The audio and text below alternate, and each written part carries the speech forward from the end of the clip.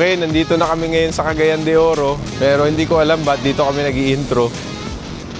Wala nang katao-tao, tsaka walang patunay na nasa Cagayan de Oro kami. Anyway, nasa Cagayan de Oro talaga kami. Tara na. Punta na tayo sa kotse. So, dalawa pala ang pupuntahan namin ngayon. JND, tsaka Snooks. Kasama namin si John. So, abangan nyo. Nakakapanood ng SBA, Sharks. O, kaya kami nandito para may makita, may madiscover kaming bagong mga talento. Kasi alam ko naman, maraming magagaling, hindi lang nakakaluwas ng Maynila. So, yun ang purpose namin, kaya kami nagpunta rito sa inyo.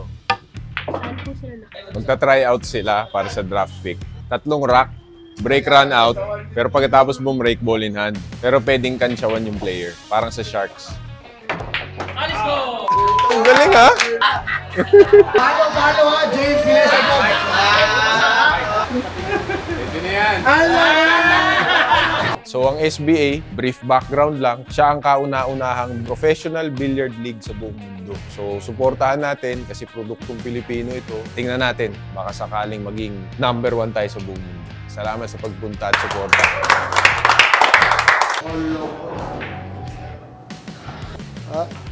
Wala. Grabe! Grabe naman talaga! Grabe naman!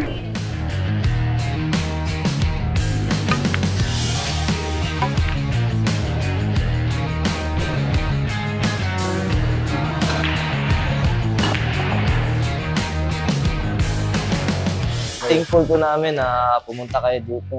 Binigyan ng oportunidad yung mga player na gustong pumunta ng Maynila. So, pagbutihan nyo lang. Pagbutihan nyo, practice ka lang para umangat ang tira natin. Naghahanap kami ng mga bagong talento. So, lahat ng gustong sumubok, libre naman to. Mag-register lang kayo kay Zoe. Maglalaro lang kayo ng 2 rack. Break run out lang, ball in hand. Titingnan lang namin kung anong tira nyo. Tapos kukunan ng video.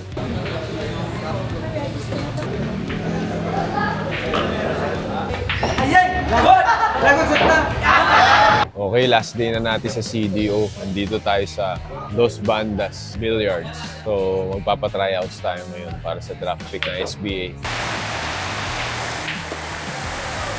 Una-una po sir, nakilala talaga itong lugar ng CDO dahil po sa pangalan ni Plom Plom. Dala po ng product po ng billerista ang CDO.